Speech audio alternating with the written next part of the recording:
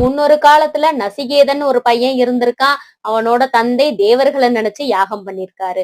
யாகம் செய்யறப்ப தேவர்கள் என்னென்ன பொருட்கள் கேட்டாங்களோ எல்லாத்தையுமே நசிகேதனோட தந்தை கொடுத்திருக்காரு.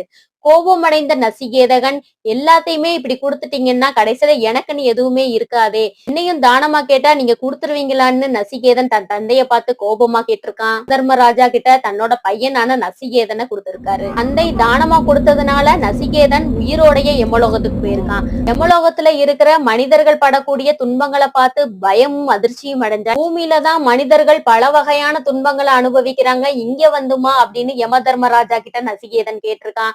அதுக்கு யமதர்மன் அவங்கவுங்க செய்யற பாவங்களுக்கு தகுந்த மாதிரி இங்க தண்டனை கண்டிப்பா உண்டுன்னு சொல்லியிருக்காரு. தெரியாம செஞ்ச பாவங்கள்ல இருந்து விடுபடணும்னா ஏதாவது ஒரு தீர்வு நீங்களே சொல்லுங்கன்னு சொல்லியிருக்காங்க.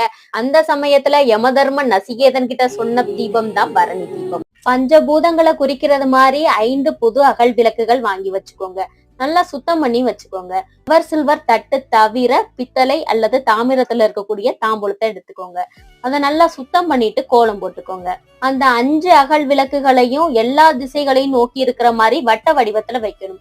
5 அகல் விளக்குகள்லயுமே நெய் ஊத்தி பஞ்சு திரி போடணும். மாலை 6 மணிக்கு இந்த மகாபரணி தீபம் ஏத்தணும். பூஜை அறையில இந்த 5 அகல் விளக்குகளையும் ஏற்றி நீங்க வாசல்ல கொண்டு போய் மனைப்பலகை வச்சும் வைக்கலாம். மொட்டை மாடியில வச்சும் நீங்க வழிபாடு செய்யலாம். அதாவது யமதர்மன் கிட்ட என்ன வேண்டிக்கணும்னா, நாங்கள் அறியாமல் செய்யக்கூடிய பாவத்துல இருந்து நாங்க விடுபடணும், எங்க சந்ததியினர் நல்லபடியா இருக்கணும்னு யமதர்மன் கிட்ட மனசார வேண்டிக்கணும்.